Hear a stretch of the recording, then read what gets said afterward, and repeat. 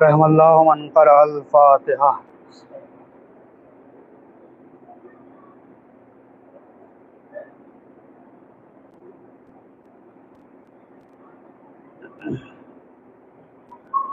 ماشاء اللہ لا حول ولا قوت الا باللہ العلی العظیم.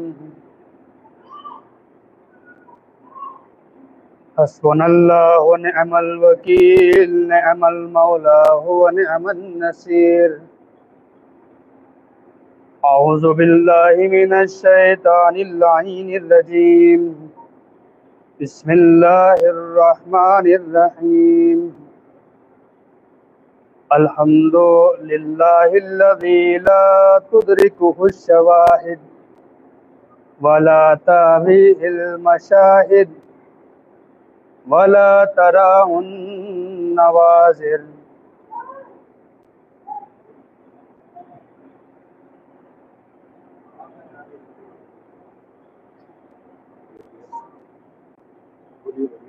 ولا تراہ النوازر.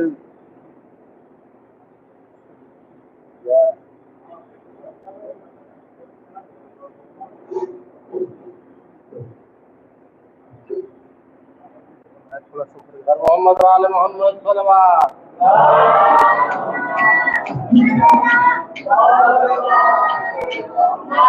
اہل بیت علیہ السلام بعد بلند نعرہ صلوات.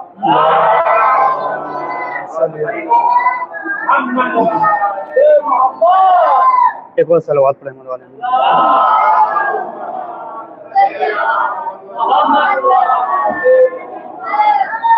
اعوذ باللہ من الشیطان اللعین الرجیم. بسم اللہ الرحمن الرحیم. الحمد للہ الذی لا تدرکہ الشواہد ولا تحویہ المشاہد ولا تراہ النوازر ولا تعجبہ السواتر. الذي جعلنا من المتمسكين بولاية المرتضوية ففرض الله مودته على العربية والعجمية. الصلاة والسلام على مبلغ رسالات الإلهية مولانا ومولى الكونين محبوب رب المشرقين والمغربين نبی الحرمین امام القبلتین بالقاسم محمد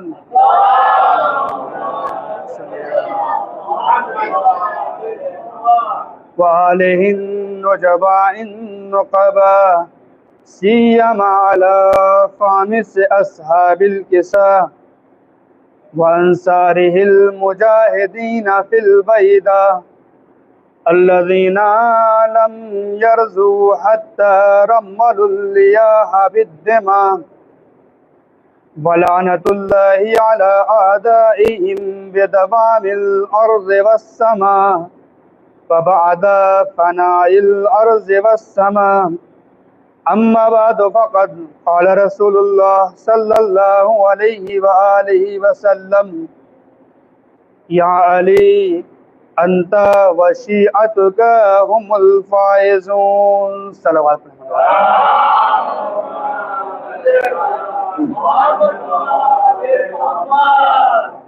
حضرات گرامی قدر محترم سامعین کرام، جس گفتگو کا آغاز آپ کے سامنے کیا تھا وہ آج اپنے دوسرے مرحلے میں ہے. عنوان گفتگو تھا شیعہ اور فضائل شیعہ. اس سلسلے میں آپ حضرات کے سامنے میں نے کل حدیث پیش کی تھی، اس کا ترجمہ کیا تھا. رسماً دوبارہ ترجمہ آپ کی خدمت میں پیش کرتا ہوں. نبی گرامی رحمت للعالمین خاتم المرسلین सैयदुल मुरसलीन हज़रत मोहम्मद मुस्तफ़ा सल्लल्लाहु अलैहि वसल्लम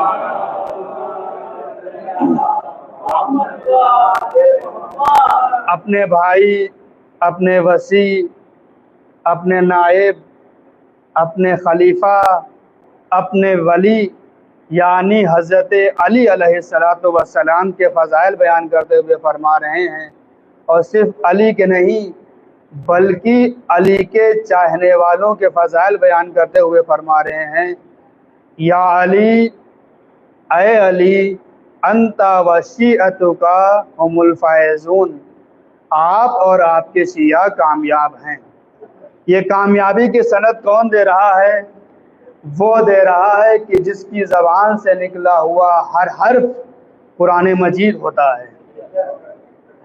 वो कामयाबी की सनद वो नबी फरमा रहा है, ऐ अली, आप और आपके शिया कामयाब हैं, आप कामयाब हैं और आपके शिया कामयाब। ये कामयाबी की सनद वो नबी दे रहा है जिसकी ज़बान से निकला हुआ हर हर्फ कुरान मजीद हुआ करता है। यूँ नहीं, नबी गिरामी के लिए कुरान मजीद कहता है, वमा यंतिकु अनिल हवा इन हुवा इल्ला वह्युन यूहा, मेरा हबीब अपनी मर्जी से कोई कलाम ही नहीं करता है, ये तो सिर्फ वही इलाही के इशारे पर बोलता है। यानी पता ये चला है, नबी जो भी कहेंगे वो कुरान से हटके नहीं होगा, ऐने कुरान होगा। नबी जो भी फरमाएंगे वो कुरान होगा। यानी नबी जो ये कह रहे हैं, अगरचे इसको कुरान में जगह नहीं दी जाएगी, लेकिन ये कुरान की आयात के वजन के बराबर होगा। नबी जिसको सनद दे, या अली अंता वशियतुका हुमुल फायज़ून, ऐ अली, आप कामयाब हैं, आपके शिया कामयाब हैं। आप देखें ना, दुनिया में कामयाबी के बड़े स्टेटस हैं। हर आदमी कामयाब होना चाहता है, कंपटीशन का ज़माना है। कोई देखिए दौलत के मरहले में कामयाब होना चाहता है, कोई देखिए शोहरत के मरहले में कामयाब होना चाहता है, कोई देखिए एजुकेशन में कामयाब होना चाहता है। कोई हर जगह कंपटीशन का माहौल है कि हर जगह आदमी अपने को दूसरों को पीछे छोड़कर अपने आप को आगे निकालना चाहता है कि हम कामयाब हो जाएं, हम इसको छोड़कर कामयाब हो जाएं, हम इसको पीछे करके कामयाब हो जाएं।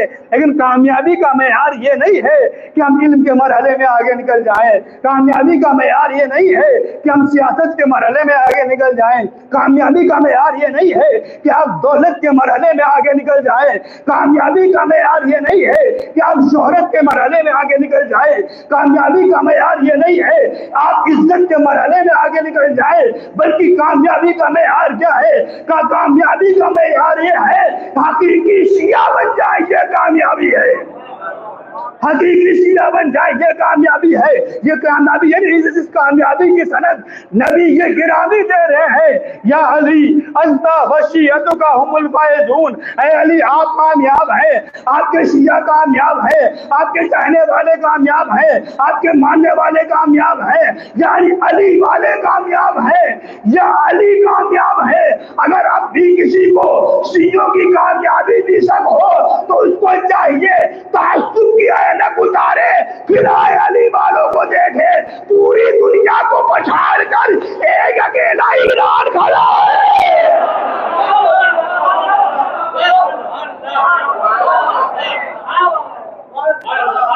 पूरी दुनिया को पीछे छोड़कर सिर्फ अली वाले हैं जो तन्हा खड़े हुए मैदान में हैं। दुनिया एतराज करती है, आखिर इनको होगा। देखिए दुनिया एतराज, आप अब जुम्मा है अदा में आए काले कपड़े पहनकर, इस पे एतराज हो रहा। मैंने अर्ज किया था ना, काले कपड़े देखकर दुश्मनों में खलबली मचने लगती है कि आखिर हो क्या रहा है, ये कौन है, कहां से आ गए हैं, किस कबीले से ताल्लुक रखने वाले हैं, ये काले कपड़े आग लेकर आ गए हैं। सिर्फ काले कपड़े नहीं पहने हैं, जहां देखियो गलियों में परचम लगा दिए हैं। अदादारों, ये काले परचम लगाना मत छोड़ना, इसलिए कि दुश्मन तुम्हारे वजूद से नहीं परेशान है, इस काले लिबास से परेशान है। दुश्मन कर रहा हूँ, दुश्मन तुम्हारे वजूद से कम परेशान है, तुम्हारे काले लिबास से ज्यादा परेशान है। हालात आपकी नजरों में है। मैं एक जुमला कहना चाहता हूँ, दुश्मन काले लिबास से नहीं परेशान है, काले अम्मामे से परेशान है।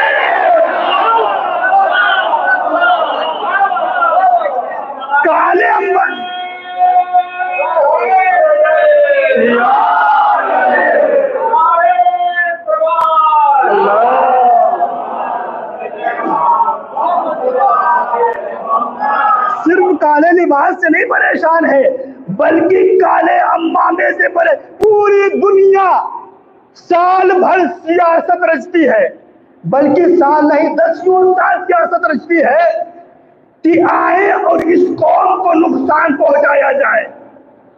آپ نے دیکھا نا ایران میں جو ابھی حملہ ہوا ہے، اس میں ایران کو جو نقصان پہنچایا گیا ہے اس سے وہ بڑی پلاننگ تھی۔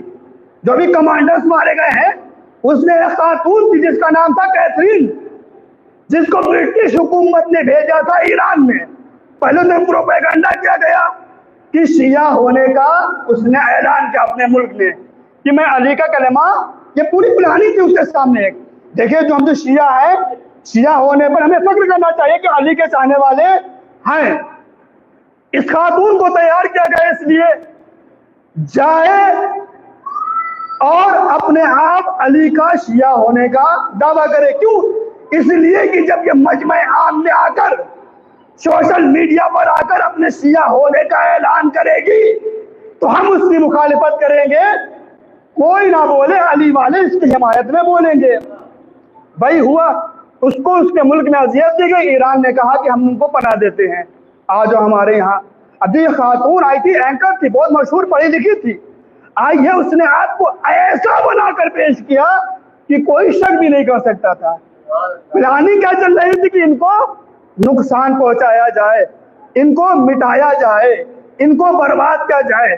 پھر جو خاتون آئی ہے اس نے آنے کے بعد اپنے آپ کو شیعہ علی ثابت کیا اور ہر جگہ ٹی وی پر آ کے انٹرویو دینے لگی۔ ایسے انٹرویو دیکھ کر آپ شک بھی نہیں کر سکتے کہ یہ کوئی یہودی ہے جو شیعہ ہوئی ہے۔ اور اس نے اتنا کلوز کیا اپنے آپ کو، اتنا اپنے آپ کو سنوارا اور بڑھایا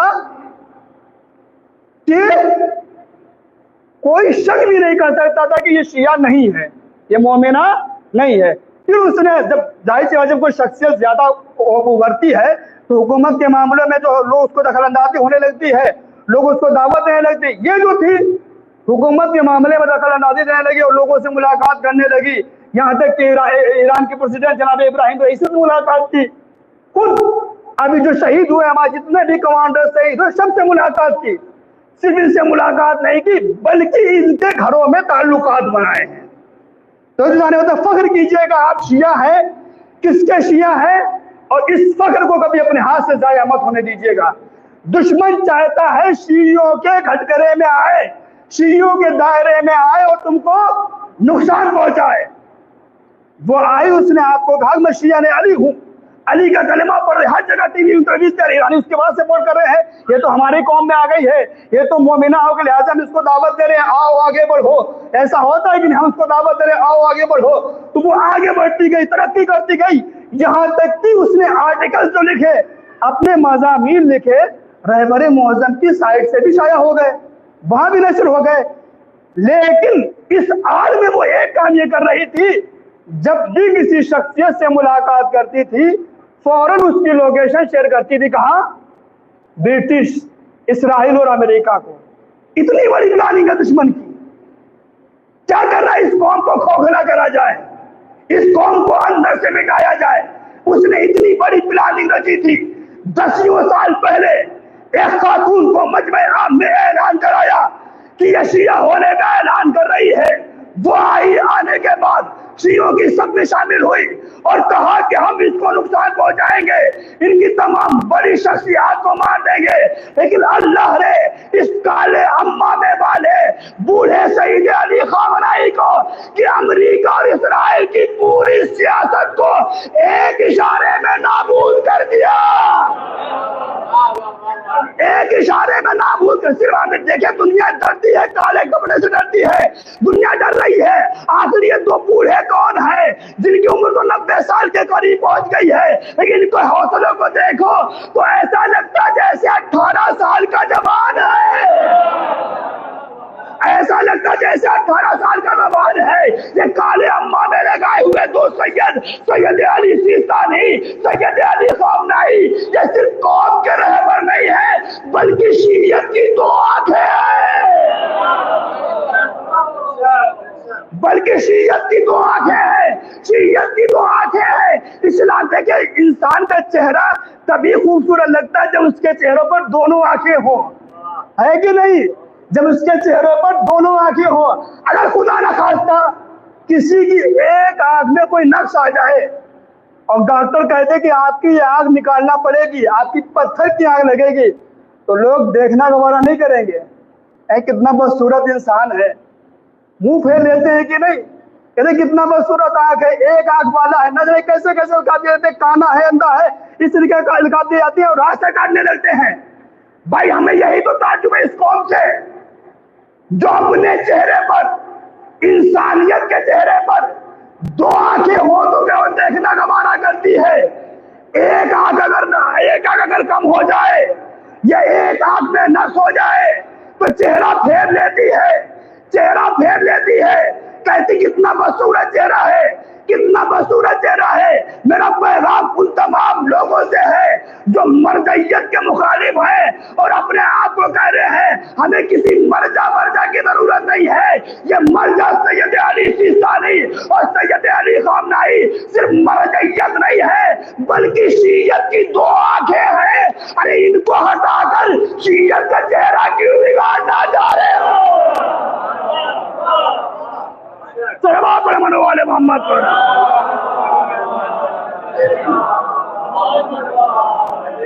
یہ شیعت کی دو آنکھیں ہیں، ان کو ہٹا کر شیعت کا چہرہ بگاڑنا مت چاہو۔ اگر یہ ہٹ گئے تو سمجھو اس قوم میں کچھ بھی نہیں۔ لیکن خداوند عالم کا لاکھ لاکھ شکر ہے، اس قوم میں صرف ایک سید علی خامنہئی نہیں ہے، اس قوم میں صرف ایک سید علی سیستانی نہیں ہے۔ دشمن یہ سمجھتا تھا کہ ہم نے شہید قاسم سلیمانی کو مار دیا ہے لہذا ہم نے ایران کو ختم کر دیا ہے۔ دشمن یہ سمجھتا تھا ہم نے سید حسن نصر اللہ کو مار دیا ہے لہذا ان کی قوم میں کوئی نہیں بچا ہے۔ اسے نہیں معلوم ہے ایک قاسم سلیمانی مارو گے 1000 پیدا ہو جائیں گے۔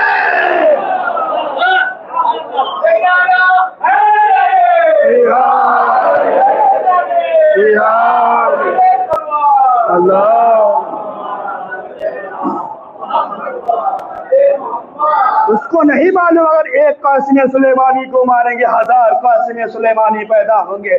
دیکھا نا آپ نے ابھی جب 15 دن پہلے ایران اور امریکہ کی جنگ تھی، پہلے ہی حملے میں اسرائیل نے آنے کے بعد ایران کے ٹاپ لیول کے 5 کمانڈرز کو شہید کر دیا۔ دنیا یہ پریشان تھی اب کیا ہوگا، اب کیا ہوگا، اب کیا ہوگا۔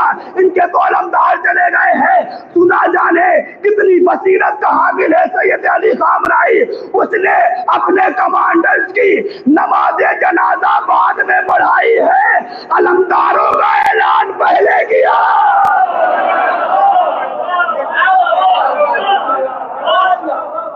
دیکھا نا جیسے یہ نیوز آئی کہ ایران پر اسرائیل نے حملہ کر دیا ہے، ٹاپ لیول کے 4 کمانڈرز ان کے مار دیے گئے ہیں، سب بڑے لیول کے ہائی فائی کمانڈر۔ تشییع جنازہ نہیں ہوئی، اس رہبر نے یہ فکر نہیں کہ ہمارے کمانڈرز کی جنازہ ہوئی ہے کہ نہیں ہوئی ہے، فوراً اعلان کیا ان کی جگہ پر یہ آئیں گے، ان کی جگہ پر یہ آئیں گے، ان کی جگہ پر یہ آئیں گے۔ بھائی میں یہی تو کہہ رہا ہوں، یہ شیعت کے تمام چہرے جو یہاں بیٹھے ہوئے ہیں یہ صرف وقت کے شیعہ نہیں ہے، وقت کے عزادار نہیں ہے، ان سب کو معلوم ہے جب بھی کوئی وقت پڑے گا تو ہر فرد مختار بن کے کھڑا ہوگا۔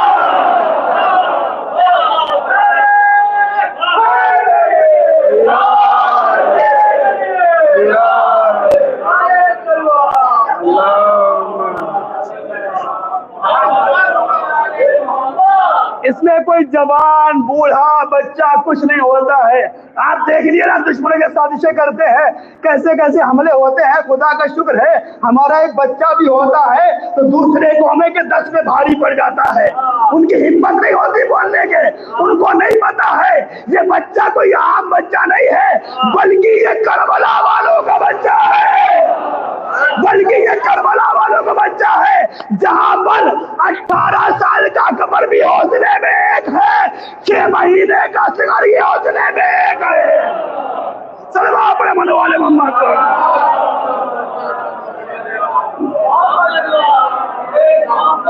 ان کو نہیں معلوم یہ قوم جب غیظ میں آئے گی تو مختار بن کے بولے گی۔ یہاں پہ کوئی بچہ یا بوڑھا نہیں ہوتا ہے، یہاں پہ جب اس قوم پہ حرف پڑتا ہے نہ کوئی قوم ہوتی ہے، نہ ان کا کوئی قبیلہ ہوتا ہے، نہ ان کا کوئی خاندان ہوتا ہے، نہ امیر ہوتا ہے، نہ غریب ہوتا ہے، نہ کالا ہوتا ہے، نہ گورا ہوتا ہے، نہ جاہل ہوتا ہے، نہ پڑھا لکھا ہوتا ہے، بلکہ سب کا مذہب ایک ہوتا ہے، سب کا مسلک ایک ہوتا ہے، سب کا راستہ ایک ہوتا ہے، سب کا نظریہ ایک ہوتا ہے۔ وہ نظریہ یہ ہے، شیعیت کو بچانا ہے، اپنے آپ کو مٹانا ہے۔ صلی اللہ علیہ محمد پر۔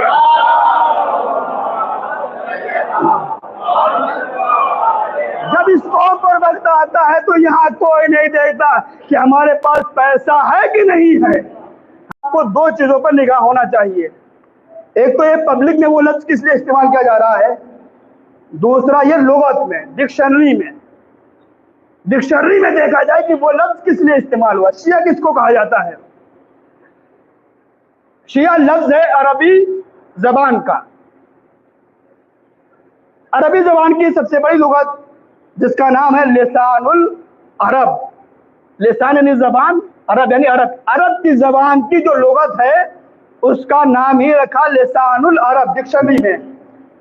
ڈکشنری میں اس کو کیا کہا جاتا ہے؟ لغت میں شیعہ کو کہا جاتا ہے الشیعۃ قوم الذین اجتمعوا علی امر۔ کا شیعہ وہ قوم ہے جو کسی ایک امر پر متفق ہو۔ یہ لغت میں تعریف کی گئی شیعہ کی۔ پھر اس کے بعد کہا قوم الذین اجتمعوا علی امر واحد فہم الشیعہ۔ وہ قوم ہے جو کسی ایک امر پر، کسی ایک بات پر متفق ہو، وہ شیعہ ہوں گے۔ سوچو کہ نہیں بھائی، لسان العرب، عربی کی لغت یہ کہہ رہی ہے وہ قوم جو کسی ایک امر پر، کسی ایک کام پر، کسی ایک فیصلے پر متفق ہو، اس کو شیعہ کہا جائے گا۔ توجہ ہے کہ نہیں؟ اب آپ آئیے پوری دنیا کی قوموں کا جائزہ لے لیجئے، پوری دنیا کی قوموں کا جائزہ لے لیجئے، پوری دنیا کے قبیلوں کا جائزہ لے لیجئے، پوری دنیا کے مذاہب کا جائزہ لے لیجئے۔ کوئی مذہب ایسی نہیں ملتا ہے جو کسی ایک بات پر متفق ہو، سب میں اختلافات پائے جاتے ہیں۔ ہم شیعہ ہیں الحمدللہ، ہمارے یہاں کوئی اختلاف نہیں پایا جاتا ہے۔ اہل سنت کے 4 بڑے فرقے ہیں، حنبلی ہے، شافعی ہے، حنفی ہے، مالکی ہے۔ چاروں میں اختلاف پایا جاتا ہے کہ نماز میں نیت کیسے کرنا ہے، ہاتھ کیسے باندھنا ہے۔ الحمدللہ ہم شیعان حیدر کرار وہ لوگ ہیں جن کا ہر بار میں اتفاق پایا جاتا ہے۔ ان کا اتفاق اس بات پر ہے اصول دین 5 ہے، توحید ایک ہے، نبوت ایک ہے، عدل ایک ہے، امامت ایک ہے، قیامت ایک ہے۔ ان کا اتفاق پایا جاتا ہے نبی 1,24,000 ہے، امام 12 ہے۔ صلی اللہ علیہ محمد پر۔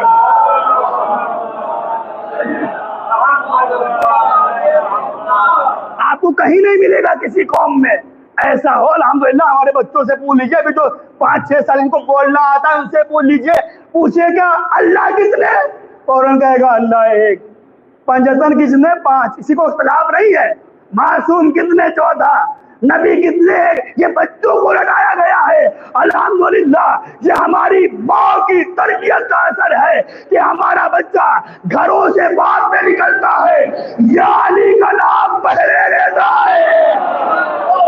اگر سلام کریے اپنی ماں کو، سلام کریے اپنی ماں کو، اور ماں کی دعا لیجیے، ماں کے قدموں کو چومیے، ماں کے قدموں کو چومیے اور سلام کریے کہ ہماری ماں نے ہماری ایسی تربیت کی ہے، ہم کو گھر سے نکلنا بعد میں سکھایا ہے، حسین کا ماتم پہلے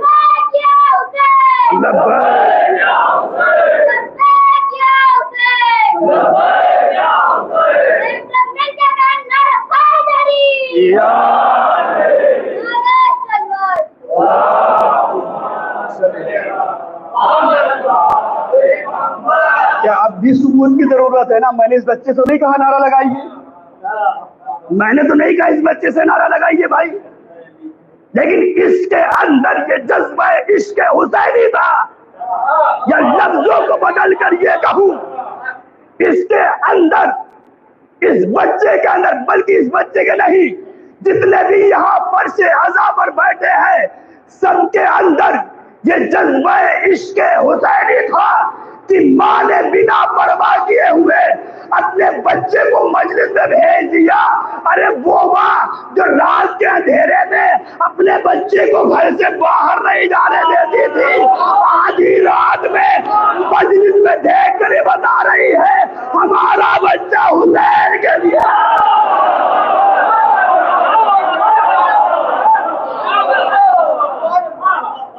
ہے کہ نہیں؟ آپ دیکھیں، آپ کو اگر اتنی رات میں اگر گھر سے باہر کہیں مل جائے مجھے بتائیے گا، رات کا 10:30 بج گیا ہے، اگر کہیں باہر مل جائے تو مجھے بتائیے کہ بہت بچے بیٹھے ہوئے ہیں کہ ماں باہر نہیں جانے دیتی ہے اس لیے کہ میرے بچے کو اذیت نہ ہو جائے، میرے بچے کو کوئی نقصان نہ پہنچا دے، میرے بچے کو کوئی پریشان نہ کر دے۔ لیکن الحمدللہ یہ فرش وہ جگہ ہے جہاں پر ماں اطمینان سے بھیجتی ہے، اس کو یقین ہے، اس کو یقین ہے، ہماری ماں کو یقین ہے کہ ہمارا بچہ جب گھر سے نکلتا ہے کسی ایسی ویسی جگہ نہیں جاتا ہے بلکہ یہ وہاں جاتا ہے جہاں سے آسمان والے آتے ہیں۔ آپ نے منوال محمد پر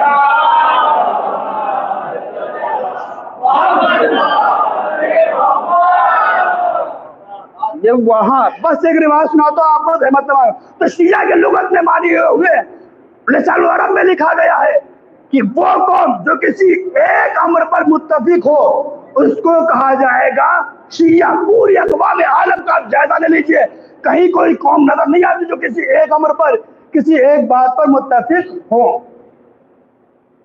آپ سب نے مجھے ممبر پر بیٹھایا ہے، نہ جانے مجھ میں کیا خصوصیت دیکھی جو مجھے ممبر پہ لا کے بیٹھا دیا، لیکن میں آج کو آپ کو ایک ایسا ممبر دکھانا چاہتا ہوں شاید آپ نے کبھی دیکھا ہو۔ تو جو جانے محترم 5 سے 7 منٹ روایت پڑھتا ہوں، آپ کی زحمت تمام کرتا ہوں۔ حدیث ہے جس کو شیخ صدوق علیہ الرحمہ نے، جو ہماری شیعت کی جان ہے، جن کو ان کے حدیث لکھنے کی وجہ سچوں کا شیخ کہا جاتا ہے کہ انہوں نے کچھ غلط نہیں لکھا ہے، انہوں نے اپنی کتاب فضائل شیعہ اس نے ایک روایت لکھی ہے، ایک مرتبہ مسجد نبوی سجی ہوئی ہے، جیسے آپ سب بیٹھے ہوئے ہیں ویسے مسجد نبوی جو ہے بھری ہوئی ہے۔ اب ایک مرتبہ نبی گرامی مسجد میں بیٹھے ہو، کہہ رہے ہیں کہ روایت ہے، روایت کے جملے ہیں کہ سب بیٹھے ہوئے تھے، راوی کا بیان ہے کہ سب بیٹھے ہوئے تھے اور ہمارے درمیان میں حضرت ابوبکر، حضرت عمر اور حضرت عثمان بھی بیٹھے ہوئے تھے اور مسجد کے ایک کونے میں علی علیہ السلام بھی تشریف فرما تھے۔ پوری مسجد بھری ہوئی ہے، انتظار اس بات کا ہو رہا ہے کہ نبی گرامی آئے ہم کو واعظ و نصیحت کریں۔ اب سب کو انتظار اس بات پر ہے کہ نبی آئے، ہم ان کا انتظار کر رہے ہیں۔ دیکھیں نا آپ سب ماشاءاللہ سے، ظاہر سی بات ہے یہاں تو کوئی چیز روشن، کوئی چیز مطلب پوشیدہ نہیں ہے۔ جب کوئی بڑی شخصیت آتی ہے تو سب اس سے ملنے کے لیے، اس کی بات سننے کے لیے پہلے پہنچتے ہیں، شخصیت بعد میں آتی ہے۔ آپ دیکھیں نا، آپ کے یہاں سی ایم یا پی ایم آ جائیں تو دیکھیں سب پورے علاقے کے لوگ جمع ہو جائیں گے، پردھان منتری آنے والے ہیں، مکھیہ منتری آنے، پورے علاقے کے لوگ جمع ہو جائیں گے اور پھر دیکھیں گے وہ کس طرف سے آ رہے ہیں، کیسے آ رہے ہیں۔ بھائی ہوائی جہاز سے آئے تھے، ہیلی کاپٹر سے آئے تھے، یہ ہوتا ہے کہ نہیں ہوتا ہے؟ بھائی شخصیت نبی گرامی کا انتظار ہو رہا ہے مسجد میں داخل ہونے کا۔ ایک مرتبہ نبی گرامی مسجد میں داخل ہوئے، پورے مجمع کی نگاہ نبی گرامی پر کہ نبی آ رہے ہیں، مسجد میں داخل ہو رہے ہیں۔ نبی گرامی آئے، پورے مجمع کو چھوڑا اور آ کے علی علیہ السلام کے پاس بیٹھ گئے۔ توجہ نہیں کیا آپ نے؟ بھائی مسجد ہے، مجمع ہے صحابہ کا، توجہ نہیں کیا آپ نے بھائی؟ بھائی مسجد ہے، مجمع ہے صحابہ کا۔ بھائی صحابی اسی کو کہا جاتا ہے جس نے نبی کو دیکھا ہو، اسی کو صحابی کہا جائے گا نا۔ نبی خود مسجد میں آ رہے ہیں. اب جیسے ہی مسجد میں داخل ہوئے نبی گرامی، پورے مجمع کی نگاہ نبی گرامی پر. نبی آئے اور ان تینوں کو چھوڑ کے علی علیہ السلام کے پاس کونے میں بیٹھ گئے. توجہ نہیں کی آپ نے بھائی. جو لوگ کہتے ہیں کہ صحابہ برابر، میں بھی آپ کے سامنے پیش کروں دلیل. اب نبی گرامی آئے، آنے کے بعد پورے مجمع کی نگاہ ہے کہ آخر نبی گرامی آئے کیوں علی کے پاس بیٹھ گئے، اس کی وجہ کیا ہے. جیسے ہی بیٹھے، آنے والے کی بڑی جو شخصیت آتی ہے اس کی ایک ایک حرکت پر نگاہ ہوتی ہے، ایک ایک لفظ پر نگاہ ہوتا ہے. آپ دیکھیے نا کبھی کبھی ویڈیوز وائرل ہوتی ہیں کہ ہمارے پردھان منتری جی نے بیان دیا تھا، اس میں ان کی زبان سے ایک لفظ پھسل گیا. بڑی ویڈیوز وائرل ہوتی ہیں. کیسے بیٹھے تھے، ان کا کس رنگ کا کرتا تھا، کس رنگ کی ان کی صدری، ہر چیز پہ نگاہ ہوتی ہے. نبی گرامی آئے، بیٹھ کے پورے مجمع کی نگاہ نبی گرامی کی جانب ہے. تو جناب محترم، جملہ آپ کی سماعت میں نظر کر رہا ہوں. نبی آئے، آنے کے بعد چھت پر دیکھنے لگے اور ایک جملہ کہا، انا ان یمین العرش عرش وان یسار العرش لرجالا یتنالوا وجوہهم نورا. تو جناب محترم ترجمہ کر رہا ہوں. نبی گرامی نے آسمان کی جانب دیکھا، دیکھنے کے بعد کہا آسمان کی دائیں اور بائیں جانب کچھ ایسے لوگ ہیں جو نور کے ممبروں پر بیٹھے ہوں گے، جن کا چہرہ نور کی وجہ سے چمک رہا ہوگا. کاش آپ توجہ کر لیتے بھائی. نبی گرامی فرما رہے ہیں اِنَّا عَنْ يَمِينِ الْعَرْشِ وَعَنْ يَسَارِ الْعَرْشِ لَرِجَالًا عَلَى مَنَابِرٍ مِّن نُّورٍ يَتَنَالَوْا وُجُوهُهُمْ نُورًا. کہ آسمان کی دائیں اور بائیں جانب کچھ ایسے لوگ ہوں گے جو نور کے ممبروں پر بیٹھے ہوں گے. توجہ نہیں کی بھائی. جو نور کے ممبروں پر بیٹھے ہوں گے، جن کے چہرے نور کی وجہ سے چمک رہے ہوں گے. اب جیسے ہی نبی نے اتنا فرمایا کہ آسمان کی دائیں اور بائیں جانب روز محشر ایسے افراد ہوں گے جن کے چہرے نور کی وجہ سے چمک رہے ہوں گے، اتنا کہنے پر نبی گرامی خاموش ہو گئے. اب پورے مجمع میں ہلچل مچی ہوئی، چیمے گومیاں. جیسے آپ میری طرف متوجہ ہے نا، ویسے لوگ وہاں مسجد نبی میں چیمے گویا کرنے لگے. کون ہے وہ لوگ، کون ہے وہ لوگ؟ اب روایت کے جملے سے توجہ جانا محترم، بس جلدی سے میں روایت تمام کرتا ہوں، اس کے بعد احمد تمام. کہتے ہیں فقام ابو بکر، حضرت ابو بکر کھڑے ہوئے، وقالا اور کہا، توجہ جانا محترم، شیخ صدو لیتے بے ابی انت و امی، اے نبی گرامی میرے ماں باپ آپ پر قربان. آئے آئے آئے آئے. توجہ نہیں کیا بھائی، کون کہہ رہا ہے؟ حضرت ابو بکر کھڑے ہو گئے، کہنے کے بعد کہتے ہیں بے ابی انت و امی یا رسول اللہ انا منہم. اے نبی گرامی بتا دیجئے میرے ماں باپ آپ پہ قربان ہیں، بتا دیجئے کیا میں ان لوگوں میں سے ہوں؟ کیا سوال کیا؟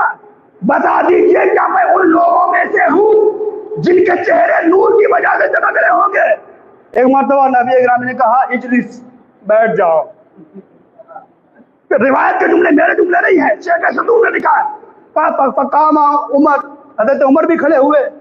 وقال مثل ذلك، جیسے ہی حضرت خلیفہ اول نے کہا تھا خلیفہ ثانی نے ویسے ہی کہا بے ابی انت و امی یا رسول اللہ میرے ماں باپ آپ پر قربان ہیں، انا منہم بتا دیجئے کیا میں ان میں سے ہوں؟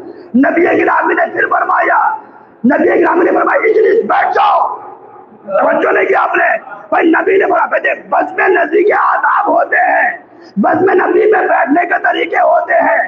سوال کر رہے یا رسول اللہ میرے ماں باپ آپ پہ قربان ہے، ذرا بتا دیجئے کیا میں ان پہ جملات کی سماعت کر رہا ہوں؟ کرے میرے ماں باپ آپ پہ قربان ہے، میرے ماں باپ آپ پہ قربان ہے. جس سے خود کبھی جنگ میں رکا نہیں گیا ہے وہ ماں باپ کو کیا قربان ہے؟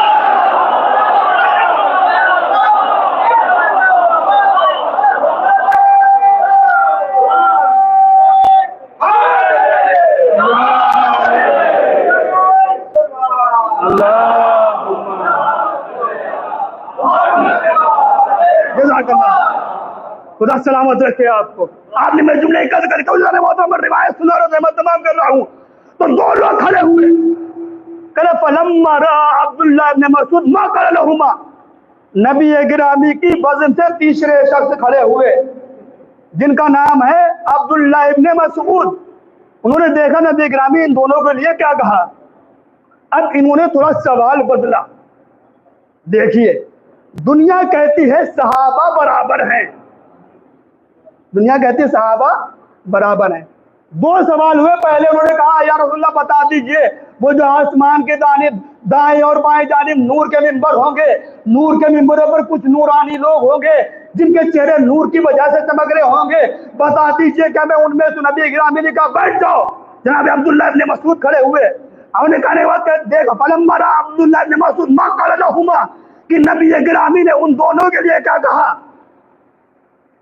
پھر کہا بے ابی انتا بأمی یا رسول اللہ صف لنا لنعرفهم بصفتهم، یا نبی گرامی مجھے ان لوگوں کی صفات بتا دیجئے تاکہ ہم ان کو ان کی صفات کے ذریعے پہچان لیں. بھائی توجہ نہیں کہ عبداللہ ابن مسعود وہ بھی صحابی رسول ہے، جناب ابو بکر بھی صحابی رسول ہے، جناب عمر بھی صحابی رسول ہے، جناب عبداللہ ابن مسعود بھی صحابی رسول ہے، سب صحابی رسول ہیں. نبی کی مدد میں دو لوگوں نے سوال کیا یا رسول اللہ بتا دیے کہ میں ان لوگوں میں سے ہوں. نبی نے کہا بیٹھ جاؤ.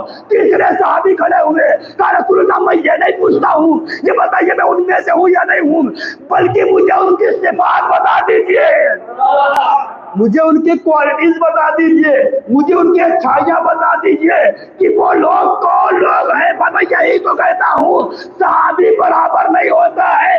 ارے جس کو سوال کا طریقہ نہ معلوم ہو،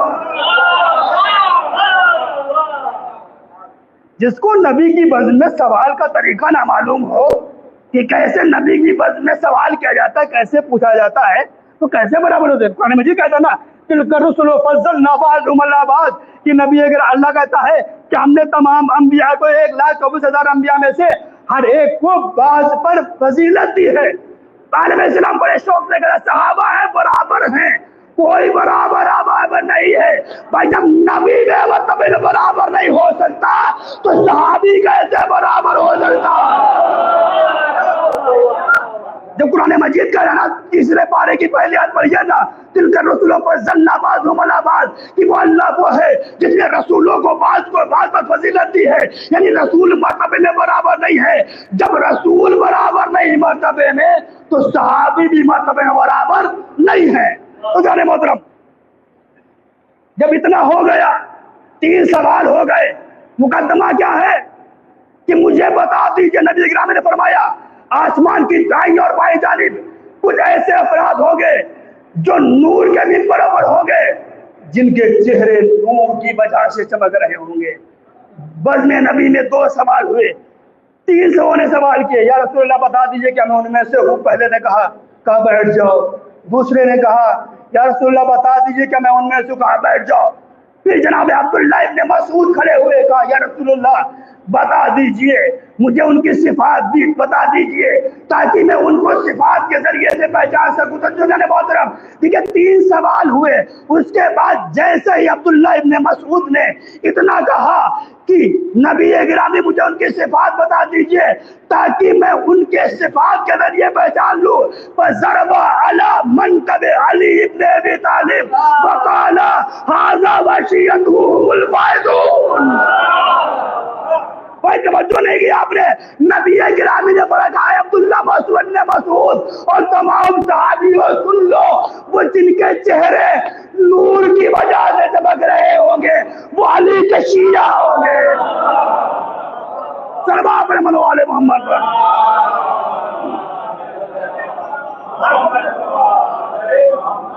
پہچانیے اپنا مرتبہ کیا ہے. یہ روایت ہماری نہیں ہے، کسی خطیب کے جملے نہیں ہیں جب خطابت کر کے چلے جائیں. نبی گرامی کے جملات ہیں، نبی گرامی کے ارشادات ہیں. آپ مجھے منبر پر بیٹھا کر اپنے آپ کو کم خیال نہ کریں. یہ تو لکڑیوں کا منبر ہے. توجہ نہیں کی آپ نے، یہ تو لکڑیوں کا منبر ہے.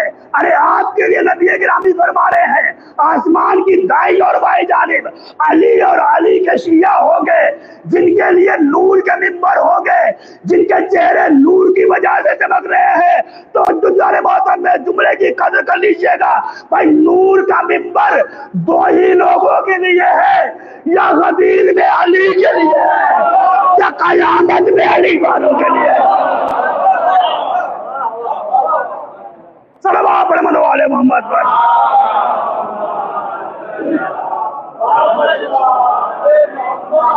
یہ نور کا منبر دو ہی لوگوں کے لیے ہے، یا علی کے لیے غدیر میں بنا تھا جہاں پر دو نور ایک ساتھ آ گئے تھے، یا نبی کی حدیث کے مطابق یہ وہ چہرے ہوں گے جو نور کی وجہ سے، یہ دعا نطبہ کا جملہ بھی ہے، اطلاع لہم وجوہہم نورا کا جملہ ہے، وہ علی کے شیعوں کے لیے دعا نطبہ کا جملہ کہ جب یہ آسمان پر جن پر روز محشر جمع کیا جائے گا، یہ نور کے ممبروں پر بیٹھے ہوں گے، ان کے چہرے نور کی وجہ سے چمک رہے ہوں گے۔ کیا شرف ہے ہمارا کہ ہم کو ایک طرف محبت علی عطا کی گئی ہے، دوسری طرف غم حسین عطا کیا گیا ہے۔ جس طرح ہم علی کے نام پر مسکرا کر نعرہ لگاتے ہیں، ویسے ہی غم حسین کے نام پر دل کھول کر گریا کرتے ہیں،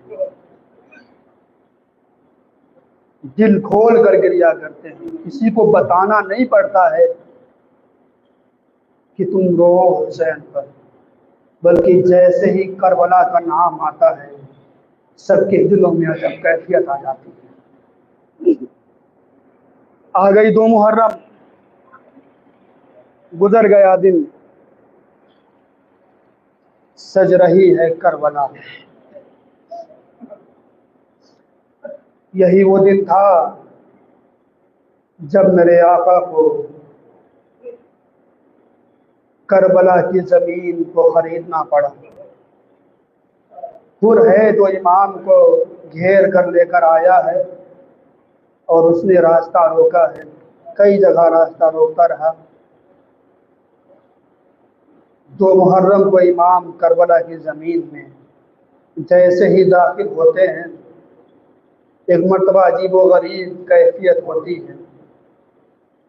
جناب ام کلثوم آ کر پوچھتی ہیں بھیا عباس سے، کہتی ہیں اے بھیا عباس، مجھے اس زمین سے لے چلو، پتہ نہیں یہ کون سی زمین ہے، یہاں میرا دل بڑا بے چین ہو رہا ہے۔ غازی عباس نے اتنا سنا، آنے کے بعد اپنے بھیا سے کہا آقا میری بہن اس طرح فرما رہی ہے کہ میرا دل یہاں بہت بے چین ہو رہا ہے، آقا اگر ہو سکے تو ہم یہاں سے کوچ کر لیں۔ حسین نے کہا اے عباس، اے میری بہن ام کلثوم، ہم جب جنگ صفین سے واپس آ رہے تھے تو ہمارا قافلہ یہاں سے گزرا تھا، اس وقت میرا بابا علی بھی تھا، بھیا حسن بھی تھا، بھیا حسن بھی تھا، میرے بھیا حسن کی گود میں میرا بابا علی آرام کر رہا تھا۔ جیسے ہی ایک مرتبہ آرام سے بیدار ہوئے، ایک مرتبہ مجھے بلا کر گود سے لگایا، اور لگانے کے بعد کہا تھا اے حسین یہ وہ زمین ہے جہاں پر تجھ کو شہید کیا جائے گا، یہ وہ زمین ہے جہاں پر تیرا خون بہایا جائے گا، یہ وہ زمین ہے جس کو کرب و بلا کہتے ہیں، یہ وہ زمین ہے جس کو مصیبت کی جگہ کہتے ہیں۔ لو عزادارو، جناب ام کلثوم نے اتنا سنا، اس کے بعد بھائی کی بات پر کوئی سوال نہ کیا۔ عزادارو، حسین کتنے صابر ہیں، حسین کتنے بصیرت والے ہیں، آئے ہیں، آنے کے بعد قبیلے بنی پتہ لگائے یہ زمین کس کو خریدنا چاہتے ہیں۔ قبیلے بنی اسد کے لوگوں کی زمین تھی، بنی اسد کے لوگوں کو بلایا، کہ یہ زمین میرے نام بیچ دو، میں تمہیں اس کی بدلے اجرت دے دوں گا، تمہاری قیمت ادا کر دوں گا۔ لو عزادارو، امام نے زمین کو خریدا ہے اور کڑیل جمع کے نام کر دیا، اس کے بعد پھر ان کو بخش دیا، اور بخشنے کے بعد ان کو ایک بات کہی، 3 باتیں کہی جناب امام حسین علیہ السلام نے بنی اسد کے لوگوں سے۔ کیا کہا؟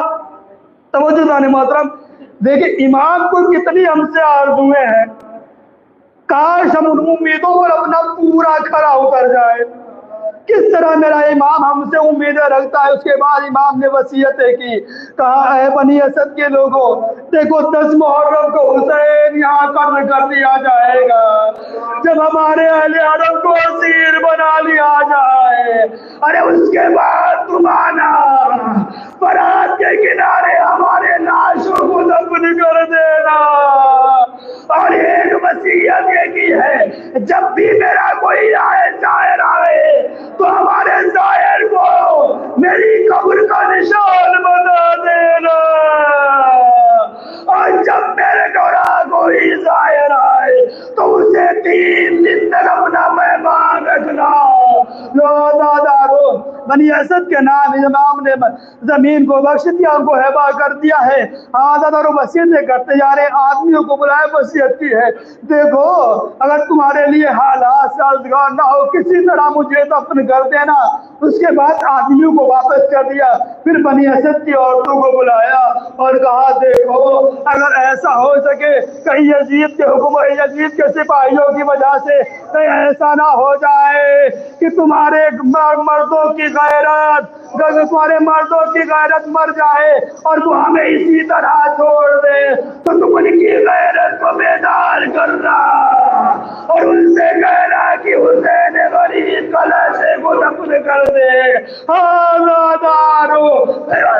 عورتوں سے وصیت کرتی، بچوں کو بلایا، میرے بچے میرے بھائی چھوٹے بھائی ذرا غور سے سنے، بچوں کو بلایا، بلانے کے بعد ایک وصیت تھی بنی اسد کے بچوں سے، کہا دیکھو اگر کہیں ایسا ہو جائے کہ تمہارے بزرگ نہ آنے پڑھا، کتنا مظلوم ہے حسین، کتنا غریب ہے حسین، ارے بچوں سے فریاد کر رہا ہے بنی اسد کے بچوں سے، اے بنی اسد کے بچے تمہارے بوڑھے اگر نہ آنے پائے تو تم کھیلنے کے بعد آنا، ہمارے لاشوں میں رکھ ڈال دینا۔